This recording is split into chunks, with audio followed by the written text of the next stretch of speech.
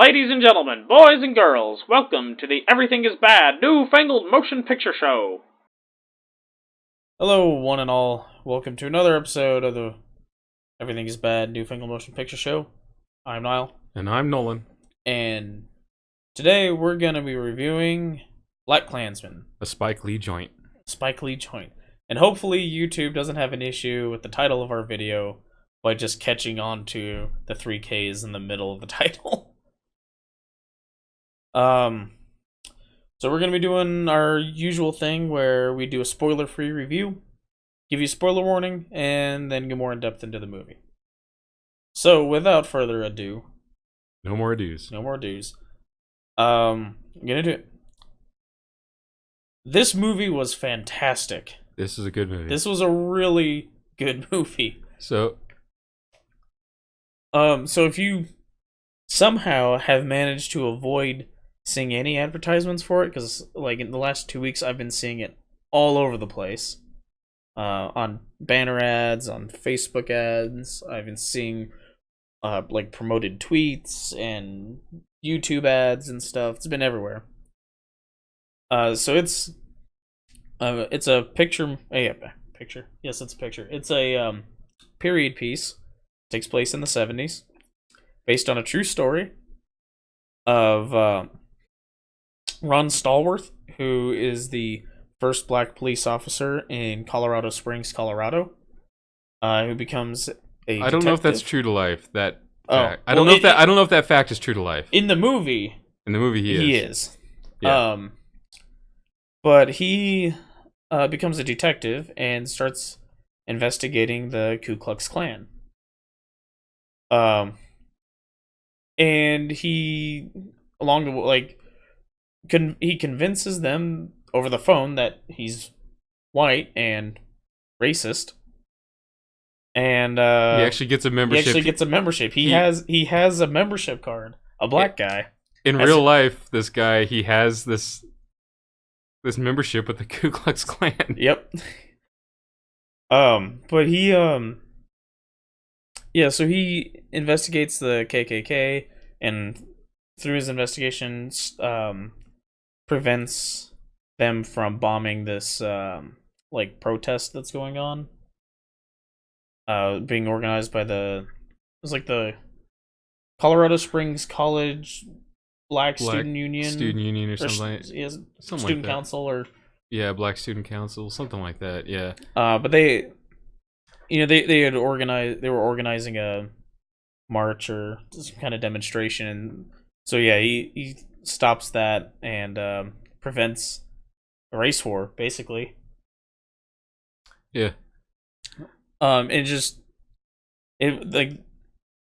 These events actually happened, though. That's what's crazy about it. Right.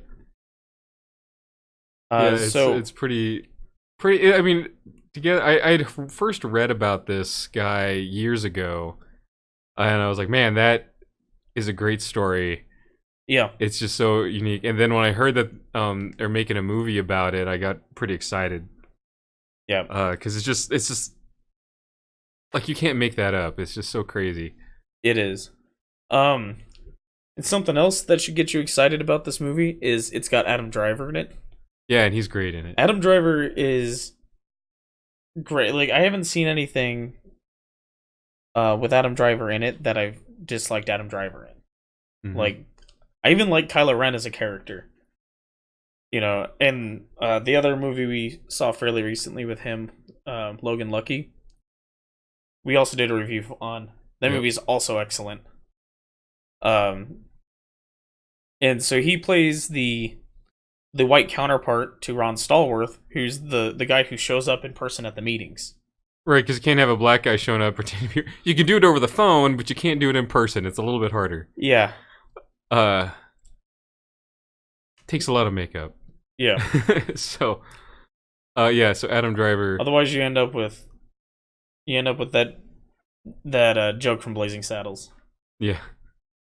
So, but yeah, this movie, I mentioned it to you partway through the movie. I was like, this is an oddly stressful movie because there's a lot to laugh at in this movie. Like, there's a lot of really funny scenes and funny dialogue because it's just and not because it's like specifically comedic. It's just the ridiculousness of the whole situation is funny. There's some like dialogue, like some jokes in there that are Right, but there, in the way that like people tell jokes when they're talking with each other. Yeah. It's not like set up like your standard comedy, but it is funny, and a lot of it is just the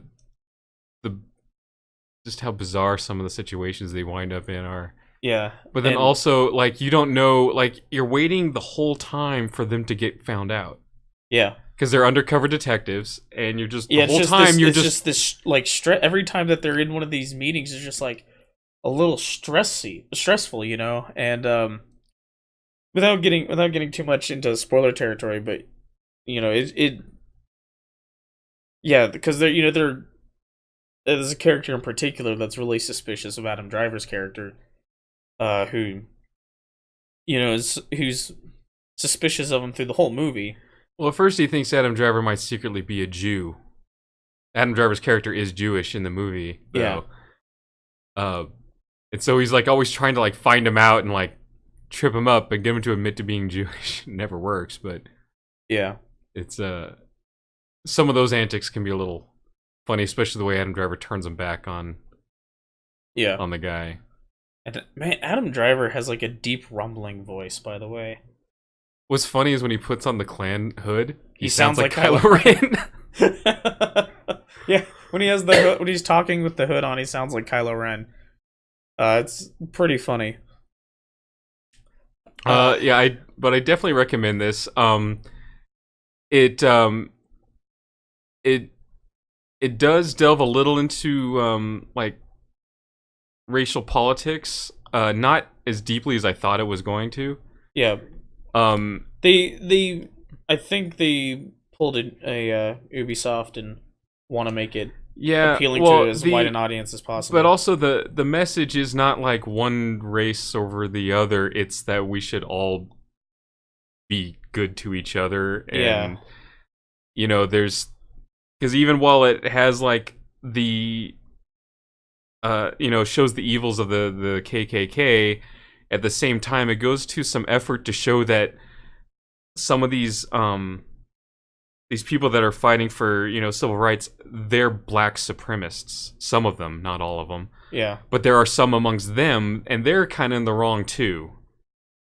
Yeah. You know, it goes to lengths to show that, and, you know, our main character's sitting there in the middle, you know, trying to argue that not all whites are racist and not all cops are racist. There are good people on, you know. Yeah. So he's trying to convince his female counterpart of this throughout the movie. But yeah, so this movie though, it's just an incredibly entertaining movie. Yeah, it was very fun. Definitely very much recommended. You should go see it. I think it's, at least around here, it's kind of a limited release. Yeah, I mean, it's not super limited. No, it's not. We didn't have trouble. Like we didn't have trouble finding a showing like we did for Death of Stalin, or that Churchill movie, Darkest Hour. Yeah. No, it was playing in most theaters, but it was like in one screening. Yeah, it was like in one screening room. So it was admittedly was the largest one, but it was just the one screening room. So there was only like 4 or 5 showings throughout the whole day. Yeah. So, like I said, we didn't have trouble seeing the movie. We did have to plan our day around when we were going to see the movie. Yeah, it's not like it's not like Avengers where there's a showing every 30 minutes. Yeah, I mean the movie's over 2 hours. Yeah. So, there were some pretty big gaps of time between the show times. So yeah, definitely go see it. Hopefully your theater's a lot less sticky than the one we saw it in. And just I don't know what I've never seen that theater be that messy before. Yeah, it was pretty gross. Anyway, so I think we should get into spoilers. Yeah. There's not a whole lot to spoil, but no. But no, we can talk about some of the interesting things here and there. Like one of the funniest scenes when our main character, Ron Stallworth, when he goes in he's newly made detective, and he says, "I'm going to investigate the Klan." He doesn't tell anyone what he's doing. He just calls this phone number, and he gives this like really racist rant. This whole thing, and everyone he's just going on and on about how much he hates black people and Jews and Hispanics and like everyone, but especially black people. And like the room goes silent. Like every other cop in the room goes silent, and then like everyone turns to look at him, but Adam Driver in particular, because his chair like creaks, is like. It's just like this real slow turn as he turns to look. It's just a really funny sight gag. And it's just like everyone's just staring at him, and he like hangs up, and it's all quiet. And Adam Driver's like, "Did you just give him your real name?" Son of a bitch. So yeah, that was incredibly funny. And then just like all the interactions that Ron has over the phone with these guys. Yeah. Particularly those with Duke. Oh yeah, David Duke. David Duke, who's at the time of the movie the Grand Wizard of the KKK. I think he's still the head of the KKK in real life, isn't he? No. I don't think so. Well, he's still involved with them, I'm sure.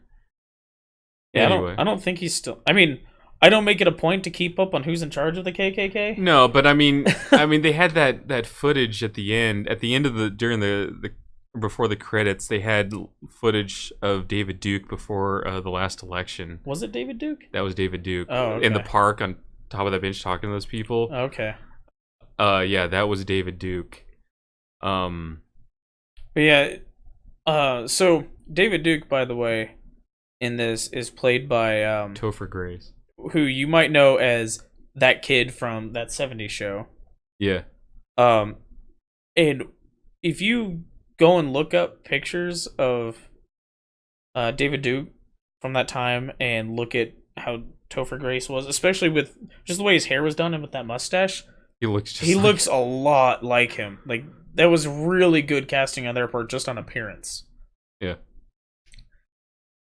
He does a really good job too, I think. Yeah, he does. But the conversations that Ron has with him over the phone are just incredibly funny. Right. Because it's like it's on the one hand it's like so outrageous how someone can be just that arbitrarily racist that it's comical almost. Yeah, well, it's funny. There's this running gag where some of the other cops are in there, like listening to the phone conversation, and they're trying not to laugh. And he's like, "Shh, shh, shh, shh, quiet, come on, guys." And he's covering the microphone on the phone. He's like, "Be quiet, come on." And he's like back on the phone with them. Yeah, and he just, all those interactions are, again, it's just a matter of like the humor of this black guy on the phone saying these things, these racist things, with the Grand Wizard of the KKK is just, it's a humorous setting, like situation to be in because it's just so outrageous. Yeah. And on top of that, just some of the things that Duke says to him, that when you hear it, especially in the context of that it's a black guy on the other end of the phone, are just really funny. Yeah. Because in real life, I was reading, it's one of the trivia things on IMDb, that David Duke didn't know until 2006 that Ron Stallworth was black. Yeah. Which, man, that revelation. Yeah. Whew. That must have been something else for him. Which it's so weird to me that would be the case, because it seems like the local chapter of the KKK would have been keeping tabs on the black detective that thwarted their plans. And well, he was undercover. I don't know if they ever knew that he's the one who thwarted their plans. That's true. I don't think they ever found out in real life. Yeah. There's a scene at the end of the movie though where he calls David Duke on the phone and he reveals it. But yeah, that didn't happen in real life. In real life, David Duke didn't find out until he was contacted by a journalist who's doing a story on this, and he wanted David Duke's side of the story, and that's when he found out. Yep. I will say this about this movie, and I should have mentioned this in the non-spoiler part. But there were some scenes that just had some weird cuts. Yeah. Just like it would like that scene where Ron and the woman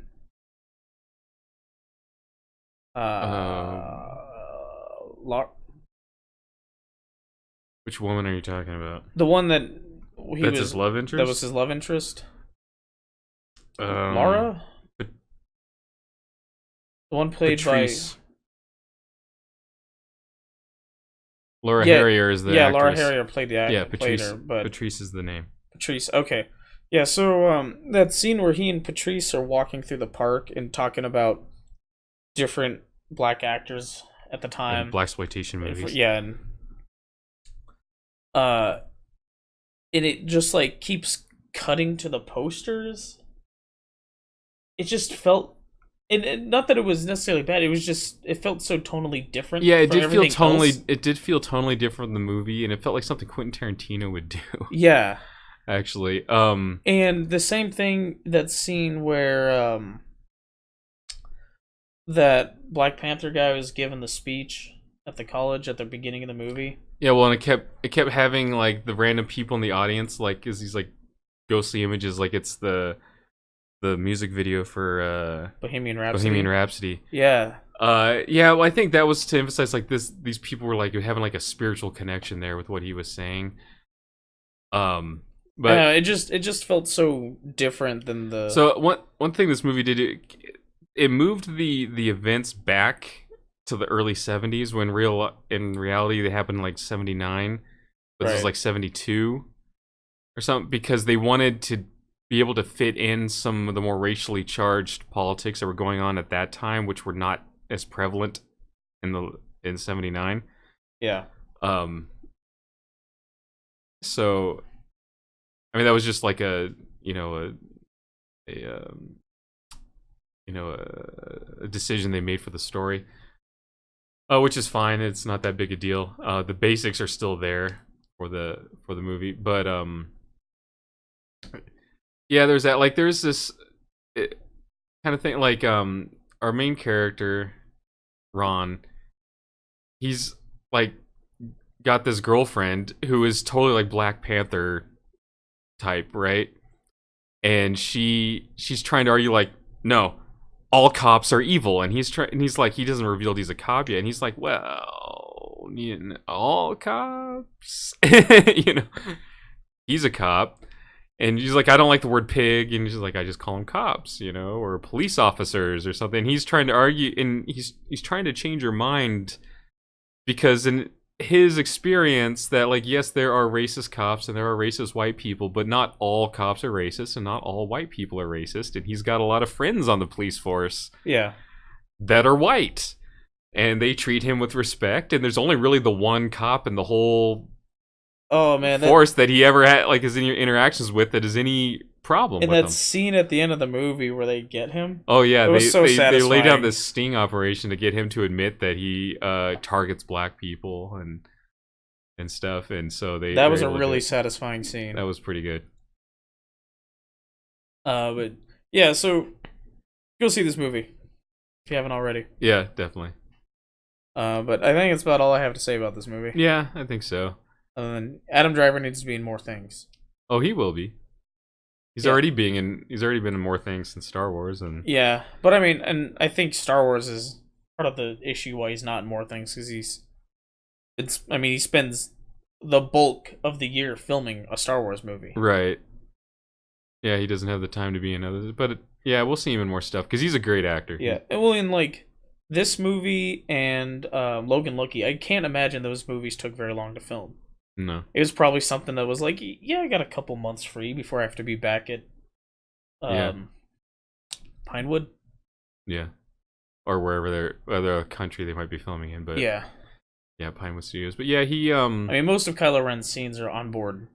He did it, but he did good because this movie, he did comedy and he did some drama and some like action and stuff well, and there's even like a scene I thought it was kind of touching when he's starting to like he has this whole like thing about how he's Jewish, but he didn't like grow up Jewish, but now like being forced in front of these KKK, he's starting to think about, you know, what that means to him and yeah. like the, you know, the racism that is directed towards Jews that he's been able to avoid most of his life because he isn't openly Jewish.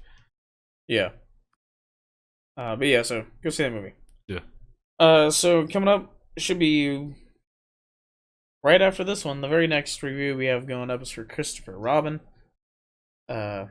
Sequel to Winnie the Pooh, live action, starring Obi-Wan Kenobi.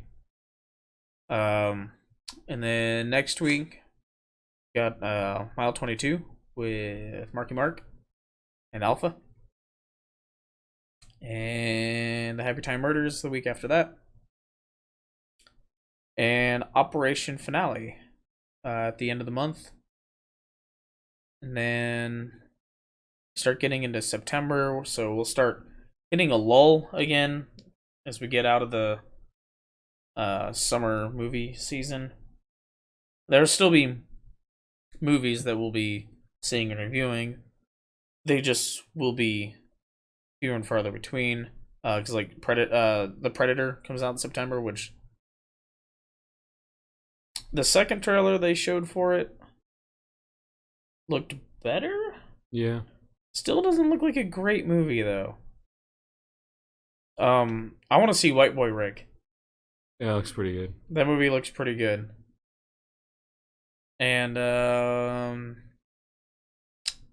yeah, I don't know what else is coming out that we're real excited about in September. Smallfoot looks terrible. Yeah, it sure does.